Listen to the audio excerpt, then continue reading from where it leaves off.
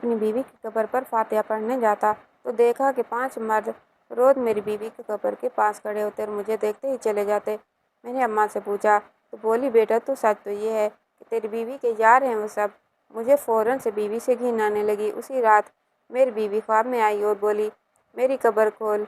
آدھی رات کو میں بیوی کی قبر کھودنے گیا اور جو ہی قبر کھلی تو اندر جھانکتے ہی پاؤں تلے سے زمین نکل گئی۔ میری بیوی کو مرے ہوئے آج سے 10واں دن تھا۔ میں اپنی بیوی کی قبر پر روزانہ فاتحہ پڑھنے جاتا تھا۔ میری بیوی بہت نیک اور بہت اچھی تھی۔ وہ ایک سمجھدار خاتون تھی۔ ایک دن اچانک اس کی موت ہو گئی۔ آج بھی میں اس کی قبر پر فاتحہ پڑھنے آیا تھا اور دیکھا 5 مرد میری بیوی کی قبر کے پاس کھڑے ہیں اور مجھے دیکھتے ہی وہ وہاں سے چلے گئے۔ مجھے بہت تعجب ہوا کہ یہ کون لوگ ہیں اور میری بیوی کی قبر پر کیا کر رہے ہیں۔ خیر اکثر ایسا ہونے لگا۔ روزانہ میری بیوی کی قبر کے پاس مرد کھڑے ہوتے اور مجھے دیکھتے ہی چلے جاتے۔ میں نے اماں سے پوچھا تب بولی بیٹا سچ تو یہ ہے کہ تیری بیوی کے یار ہیں وہ سب۔ روز اس کی قبر پر آ کر افسوس کرتے ہیں۔ تیری بیوی بہت برکردار تھی۔ میں نے تجھے اس لیے نہیں بتایا کہ تیرا گھر نہ خراب ہو۔ مجھے فوراً سے اپنی بیوی سے گھن آنے لگی۔ اسی رات میری بیوی خواب میں آئی اور بولی میری قبر کھول۔ آدھی رات کو میں بیوی کی قبر کھودنے گیا اور جو ہی قبر کھلی تو اندر جھانکتے ہی پاؤں تلے سے زمین نکل گئی۔ میرا نام مسعد ہے اور میری عمر 35 سال ہے۔ میں کراچی کا رہائشی ہوں لیکن کام کی وجہ سے اکثر گھر سے بلکہ کراچی سے باہر رہتا ہوں۔ دراصل میں ایک فوجی ہوں اور آپ جانتے ہیں کہ فوجیوں کو گھر میں رہنا کم ہی نصیب ہوتا ہے۔ والد محترم کا انتقال 16 سال کی عمر میں ہی ہو گیا تھا۔ ماں نے بہت محنت کی اور ایف.اے. کے بعد فوج میں بھرتی ہو گیا۔ حالانکہ میرے فوج میں جانے کا کوئی دل نہ تھا کیونکہ میرے جانے سے پیچھے اماں اکیلی ہوتی، لیکن ماں نے مجھے اپنی قسم دے کر بھیج دیا۔ 4 سال کی طویل ٹریننگ کے بعد گھر آیا تو ماں نے منگنی کر دی اور پھر میں واپس چلا گیا۔ اگلے 4 سال 2 سال بعد چھٹیوں پر آیا تو ماں کا اکیلا پن دیکھ کر واپس جانے کا دل ہی نہیں کیا۔ اماں کو جب پتہ چلا کہ میں واپس نہیں جا رہا تھا اس نے کہا شادی کر لو، اس طرح میرے پاس تمہاری دلہن آ جائے گی، پھر میں اکیلی نہیں رہوں گی۔ وہ دونوں تھیں تو عورتیں ہی، لیکن پھر اماں نے مجھے منا ہی لیا۔ میری بیوی بہت نیک اور اچھی پارسا ساتھی تھی اور بہت خدمت گزار تھی۔ میری اماں کا بہت خیال رکھتی اور بہت جلد ان سے گھل مل گئی۔ اب اماں کی طرف سے کچھ مطمئن ہو گیا تھا۔ خیر دن گزرتے گئے اور میری روانگی کا وقت آن پہنچا۔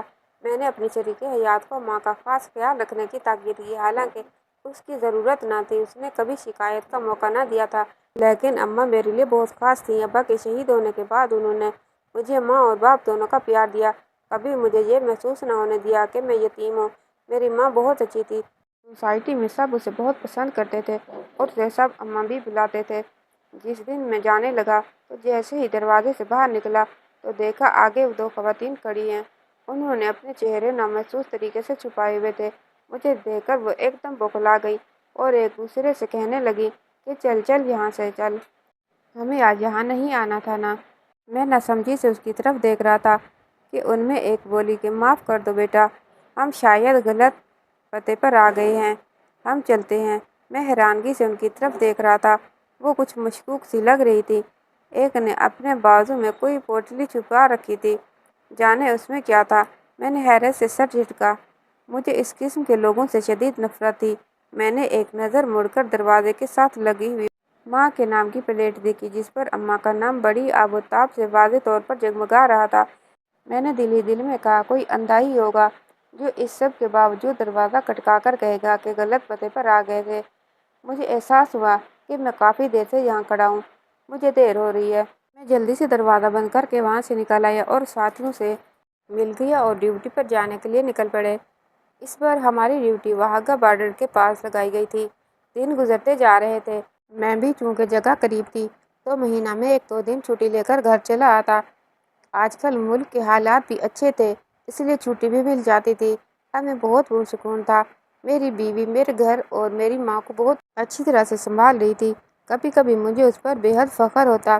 وہ میری امیدوں پر پورا اترتی تھی، ورنہ شادی سے پہلے میرے دل میں ڈر تھا کہ پتہ نہیں لڑکی کیسی ہوگی، میری ماں کا خیال رکھے گی کہ نہیں، کیونکہ آج کل کی لڑکیاں ساس و سسر کو کم ہی پوچھتی ہیں، بس گھر پر حکمرانی جما کر ساس سسر کو کنارے لگا دیتی ہیں۔ لیکن میری بیوی نے میرے سارے خدشات غلط ثابت کر دیے تھے۔ اس نے پہلے دن ہی میری ماں کو اپنی ماں بنا لیا تھا۔ बल्कि उनको बेटी बनकर दिखाया था। भले की औरतें जब देखने आती तो उन्होंने कहा, बहन तुझे तेरे काम की वजह से इतनी अच्छी बहू मिली, वरना आजकल बहू कहाँ सास को मुँह लगाती हैं। खैर दिन गुजरते जा रहे थे। मैं घर में फ़ोन करके खैर खैरियत मालूम करता रहता था। उस दिन भी जब मैंने फ़ोन किया तो उसकी बहुत घबराई हुई आवाज़ आई। वो शायद रो रही थी। वो बहुत खौफजदा भी लग रही थी। मैंने उससे पूछा कि क्या हुआ है, क्यों रो रही हो, सब ठीक तो है, माँ कैसी है, किधर हैं, मेरी बात करवाओ। तो आगे से उसने जो कहा उसे सुनकर मेरे पाँव तले से ज़मीन निकल गई। मुझे ऐसे लगा जैसा मेरा दिल बंद हो गया हो। मुझे कुछ समझ नहीं आ रही थी कि क्या हो रहा है। मेरे कान में बस उसकी आवाज़ गूंज रही थी कि अम्मा नहीं मिल रही, पता नहीं कहाँ चली गई हैं। मैं कल से उन्हें हर जगह ढूंढ चुकी हूँ, लेकिन उसका कोई पता नहीं। मैंने उससे कहा कि तुम कहाँ थी, तुमने उन्हें कहीं जाने ही क्यों दिया, तुमने इतनी लापरवाही क्यों की।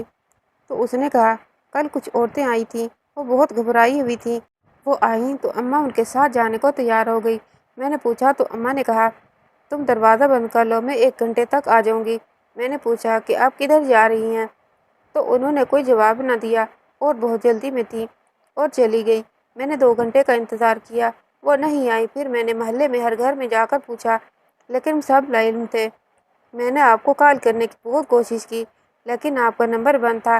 मैंने कहा, अच्छा तुम हौसला रखो और मुझे ये बताओ कि अम्मा इससे पहले कभी कहीं गई हैं या कल ही गई हैं, क्योंकि मेरे जहन में ये था कि तन्हाई की वजह से अक्सर अम्मा सोसाइटी में सबके घर आती जाती रहती थी, तो हो सकता है कि वहीं कहीं गई हो। लेकिन फिर भी परेशान कुन बात यह थी कि वो रात को कभी कहीं नहीं रुकती थी।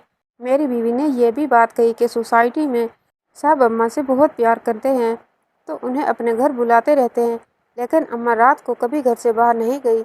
मैंने उसे कहा कि तुम परेशान न हो, मैं आने की कोशिश करता हूँ। तुम तब तक सोसाइटी में किसी से पूछो, हो सकता है किसी को कुछ पता हो। उसने जी ठीक है कहकर फ़ोन बंद कर दिया। मैंने उसे तसल्ली तो दी थी, लेकिन हकीकतन मैं बहुत परेशान था और ऊपर से छुट्टी की भी मुश्किल थी, क्योंकि मैं अभी 15 दिन पहले ही घर से होकर आया था। अभी मुझे बमुश्किल आधा घंटा ही हुआ था कि मेरा फ़ोन फिर से बजने लगा। देखा तो मेरी बीवी की कॉल थी। मैंने एक लम्हे की देरी किए बगैर कॉल उठाई तो आगे से मेरी बीवी ने कहा, असद अम्मा आ गई हैं। मैंने सुकून का सांस खारिज किया और कहा, कैसी हैं, कहाँ थी और बात करवाओ मेरी उनसे। उसने फ़ोन अम्मा को दिया तो मैंने अम्मा को सलाम किया और पूछा, अम्मा कैसी हैं, आप किधर चली गई थी, यूँ बिना बताए। तो अम्मा ने कहा, असद बेटा तू परेशान ना हो, मैं ठीक हूँ, इसमें अकल ही नहीं है, अहमद तुझे परेशान कर दिया। मैंने कहा, आप थी कहाँ, 2 दिन तक परेशानी तो होती है। तो अम्मा ने कहा, बेटा मेरी एक सहेली थी, वो बहुत बीमार थी, मुझसे मिलना चाहती थी, उसकी बेटियाँ मुझे बुलाने आ गई, उसकी हालत तशवीशनाक थी, तो मैं जल्दी में बहू को ना बताए निकल गई, क्योंकि मुझे यही लगा था कि मैं घंटे तक आ जाऊंगी। लेकिन वहां जाकर पता चला कि उन्होंने अपनी रिहाइश तब्दील कर ली है और सिर्फ वहां जाने में ही 4 घंटे लगे। रात पड़ गई थी तो किसी ने आने ना दिया। सोचा सुबह सवेरे निकल आऊँगी, लेकिन वह बेचारी सुबह चल बसी। अम्मा ये कहते हुए रो पड़ी। फिर कहा कि मुझे बहू की बहुत फिक्र थी, लेकिन मजबूरी भी थी। लोग क्या कहते कि मैयत अभी पड़ी हुई है और बचपन की सहेली चल पड़ी। जैसे ही उसकी तदफीन हुई मैं फ़ौरन आ गई। मैंने शुक्र किया अम्मा ठीक थी। मैंने कहा, अच्छा अम्मी आराम करें, आप थक गई होंगी, मैं सुबह फ़ोन करूँगा। दिन गुजरते जा रहे थे, लेकिन साथ साथ मेरी परेशानी भी। अम्मा अक्सर घर से गायब रहने लगी थी। मैं जब कभी पूछता तो कभी कोई बात और कभी कोई बात। इधर मुल्क के हालात भी नासाज हो गए थे। हमारी ड्यूटी तब्दील करके सियाचिन में लगा दी गई थी। वहाँ कॉल मिलना भी मुमकिन न था, लेकिन अगर कभी मिल भी जाती तो मुझे ज़्यादातर यही खबर मिलती कि अम्मा आज इतने बजे गई है, इतने बजे आई, कल गई, आज आई, कभी क्या तो कभी क्या। मुझे कुछ समझ नहीं आ रही थी कि आखिर अम्मा को हो क्या गया है। मेरी बीवी भी बहुत परेशान रहने लगी थी। ये परेशानियाँ वक्ती नहीं थी, अब तो जैसे हमारे घर पर परेशानियों ने डेरा ही डाल लिया था और अब उनका वहाँ जाने से दूर दूर तक का कोई इरादा न था। माँ की रूटीन से मेरी बीवी रोज़ बरोज़ उलझती जा रही थी। एक दिन मुझे उसकी कॉल आई तो वह बहुत जल्दी में लग रही थी। उसने कहा, मैंने आपको कुछ बताना है। मैंने कहा, हाँ बताओ। उसने कहा, असद वो इतने में कॉल ड्रॉप हो गई। उसके बाद मैंने बहुत कोशिश की, लेकिन कॉल ना लग सकी। खैर मैं भी ड्यूटी पर ममूर था और छुट्टी के इंतज़ार में था। جو کہ ملنا ناممکن نظر آ رہا تھا۔ دن اسی طرح گزرتے جا رہے تھے۔ ہمارے گھر میں بھی روزمرہ کی طرح ساس بہو کے جھگڑے شروع ہو چکے تھے، لیکن کوئی بھی بنیادی وجہ نظر نہ آ رہی تھی۔ ماں سے بات کرتا تو وہ روتے ہوئے بہو کی شکایات کا دفتر کھول لیتی اور بیوی سے بات کرتا تو اس کے پاس ساس کے خلاف پوری لسٹ ہوتی۔ میری پوری زندگی تباہ ہو کر رہ دیتی۔ جن دو عورتوں پر میں بھروسہ کرتا، مجھے ان پر فخر ہوتا تھا۔ ان کو ایک ساتھ اتفاق سے مل جل کر رہتے دیکھ کر میں اللہ کا شکر ادا کرتے نہ تھکتا تھا۔ آج انہی دو عورتوں نے مجھے خدا سے شکوہ کرنے پر مجبور کر دیا تھا۔ اب مجھے یہ لگنے لگا تھا کہ میں نے شادی کر کے شاید غلط کر دیا ہے۔ اماں اکیلے ہی خوش تھی اور میری زندگی میں بھی سکون تھا۔ پھر اچانک نظر اپنی وردی پر پڑی اور بے اختیار خدا کا شکر کیا کہ میں گھر نہیں رہتا، ورنہ ان دونوں کے پاس رہ کر پتہ نہیں میں نے روز روز کی چیخ سن کر پاگل ہی ہو جانا تھا۔ میں نے دو عورتوں کے درمیان بری طرح پھنس گیا تھا۔ ایک طرف ماں تھی اور ایک طرف بیوی۔ نہ جانے کیوں، لیکن مجھے میری بیوی کی باتیں سچی لگتی تھی، لیکن پھر وہ دوسری طرف ماں تھی۔ دن گزرتے جا رہے تھے۔ ایک دن مجھے حیرت انگیز طور پر 1 مہینے کی چھٹی دے دی گئی، حالانکہ میں نے کوئی درخواست نہیں دی تھی۔ خیر، میں نے اپنا سامان باندھا اور گھر کے لیے نکل پڑا۔ مجھے نہیں پتا تھا کہ گھر پہنچنے پر ایک قیامت میرا انتظار کر رہی ہے۔ ادھر میری دنیا لٹ چکی ہے اور ادھر میں مزے سے سفر انجوائے کر رہا تھا۔ میرے وہم و گمان میں بھی نہ تھا کہ مجھے یہ چھٹیاں اس لیے دی گئی ہیں۔ 2 دن کے طویل سفر کے بعد جب میں گھر پہنچا تو میرے پیروں تلے سے زمین کھسک گئی۔ ساتوں آسمان ایک ساتھ مجھ پر ٹوٹ پڑے۔ قیامت تو گزر چکی تھی اور میں کتنا بدنصیب شخص تھا۔ جب میں اندر داخل ہوا تو دیکھا کہ گھر کے صحن میں کچھ عورتیں بیٹھی ہوئی قرآن پڑھ رہی تھیں اور کچھ پارے پڑھنے میں مشغول تھیں۔ ایک طرف کچھ مرد حضرات کھانا پکانے اور پکوانے میں مصروف تھے، دوسری طرف دھڑ دھڑ پھل کاٹے جا رہے تھے۔ ہمارے گھر پوری سوسائٹی کے لوگ جمع تھے، لیکن ان میں مجھے میری ماں اور میری بیوی کہیں نظر نہ آئی۔ مجھے ایک دم کچھ غلط ہونے کا احساس ہوا۔ میں نے دل ہی دل میں کہا کہ اللہ کرے جو میں سوچ رہا ہوں وہ سب جھوٹ ہو اور یہ سب ایک خواب ہو۔ میں بھاگ کر اماں کے کمرے میں گیا تو ایک سکون کی لہر جسم میں دوڑ گئی۔ اماں جائے نماز پر بیٹھی دعا مانگ رہی تھی۔ میں فوراً اماں تک گیا، لیکن جیسے ہی ان کے چہرے پر نظر پڑی میں ایک دم خوفزدہ ہو گیا۔ اماں کی آنکھیں سوجی ہوئی تھیں، جیسے وہ کافی دیر تک روتی رہی ہوں۔ اماں نے جیسے ہی مجھے دیکھا میرے گلے لگ کر پھوٹ پھوٹ کر رو دی اور ان کی اگلی بات نے میرا کلیجہ چیر دیا۔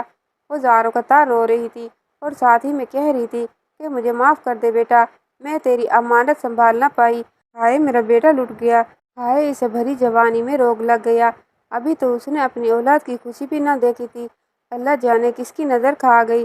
میرے بچے کی ہنستی بستی دنیا اجڑ گئی، میرا بچہ اکیلا ہو گیا۔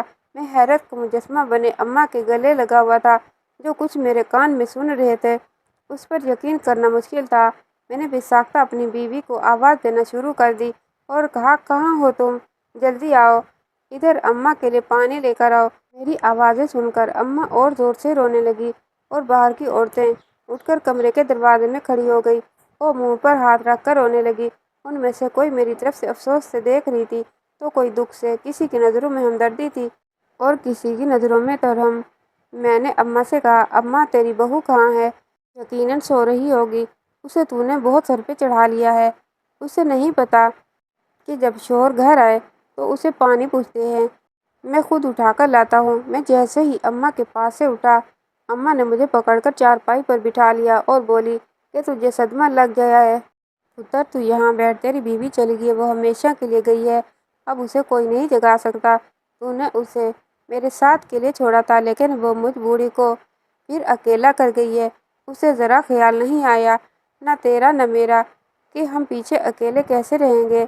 اب تجھے کوئی پوچھے گا نہیں بیٹا، تیری بیوی مر گئی ہے، اب کبھی نہیں جاگے گی، وہ کبھی نہیں اٹھے گی۔ ماں کے الفاظ سے یا کوئی موت کا اعلان، مجھے ایسے لگا جیسے کسی نے میرے کانوں میں پگھلتا ہوا شیشہ ڈال دیا ہو۔ مجھے لگا جیسے میرے دل کی دھڑکن رک گئی ہو۔ مجھ پر تو ظلم کے پہاڑ ٹوٹ پڑے تھے اور میں لا علم تھا۔ میری شریک حیات، میری عزیز جان بیوی مجھے دنیا میں 2 دن پہلے چھوڑ کر جا چکی تھی اور میں بد نصیب شخص اس کا آخری دیدار بھی نہ کر پایا تھا۔ کیسا ساتھ تھا ہمارا، میں تو اس کی میت کو کندھا بھی نہ دے سکا۔ میں اماں کی گود میں سر رکھ کر بچوں کی طرح رو رہا تھا، جب میرے حصے میں بہت بڑا خسارہ آ گیا تھا۔ ہمیں وردی میں دیکھ کر لوگ سوچتے ہیں کہ کتنا خوش قسمت ہے، لیکن وہ لوگ نہیں جانتے کہ وطن کے لیے ہم لوگوں کے حصے میں کتنے بڑے بڑے خسارے آتے ہیں۔ اصل میں ہم خوش نصیب نہیں بد نصیب ہوتے ہیں۔ خوش نصیبی صرف اس وقت ہوتی ہے جب ہمیں تابوت میں بند کر کے شہید کے طور پر لایا جاتا ہے۔ اس کے علاوہ تو ہماری زندگی بد نصیب ہی ہوتی ہے۔ ہم اپنے عزیز جان رشتوں کو بھی کھو دیتے ہیں۔ ہم سے منسلک، ہمارے دل و جان سے پیارے ہم سے منہ موڑ کر منو مٹی تلے سو جاتے ہیں، لیکن ہمیں خبر نہیں ہوتی۔ ہم نہیں جانتے کہ ہمارے پیچھے ہماری غیر موجودگی میں کیا کیا ہوتا رہتا ہے۔ میں جب اپنے دل کا سارا غبار نکال کر اٹھا تو اماں نے کہا، مجھے معاف کر دے بیٹا، میں نے تجھ سے آخری دیدار بھی چھین لیا، لیکن میں کیا کرتی؟ جنازے کی حالت ایسی نہیں تھی کہ 2 دن رکھا جاتا، اس لیے دفنانا پڑا۔ میں اماں کی بات پر چونک پڑا اور اماں سے پوچھا، کیا مطلب جنازے کی حالت ایسی نہیں تھی؟ کیا ہوا تھا اسے؟ اس کی موت کیسے ہوئی؟ اماں ایک پل کو میرا سوال سن کر گڑبڑا گئی اور پھر فوراً بولی، وہ اس دن چھت سے کپڑے اتارنے گئی تھی۔ چھت کی ریلیں ایک طرف سے ٹوٹی ہوئی تھی۔ یہ بات وہ جانتی تھی، لیکن پھر بھی پتہ نہیں کیسے وہ اس طرف چلی گئی۔ میں نماز پڑھ رہی تھی کہ مجھے اس کی چیخ سنائی دی۔ ساتھ ہی میں ایسا لگا کہ کوئی صحن میں آ گرا ہو۔ میں بھاگی بھاگی باہر نکلی تو دیکھا کہ وہ خون میں لت پت پڑی تھی۔ پڑوس والے بھائی صاحب کی مدد سے ہسپتال لے کر گئی تو پتہ چلا کہ سر بری طرح سے پھٹ گیا ہے۔ پسلیاں اور کمر کی ہڈی چور چور ہو کر رہ گئی تھی۔ 20 منٹ زندہ رہی پھر جان دے دی۔ یہ کہتے ہوئے اماں ایک بار پھر سے رو پڑی۔ میں نے ان کو تسلی دی اور کہا، میں قبر پر جانا چاہتا ہوں۔ اماں نے ایک پڑوسی کے ساتھ مجھے قبرستان بھیج دیا۔ میری بیوی کی قبر ایک کونے میں بنی ہوئی تھی۔ میں کافی دیر وہاں بیٹھ کر اپنا دل ہلکا کرتا رہا اور پھر اٹھ کر گھر آ گیا۔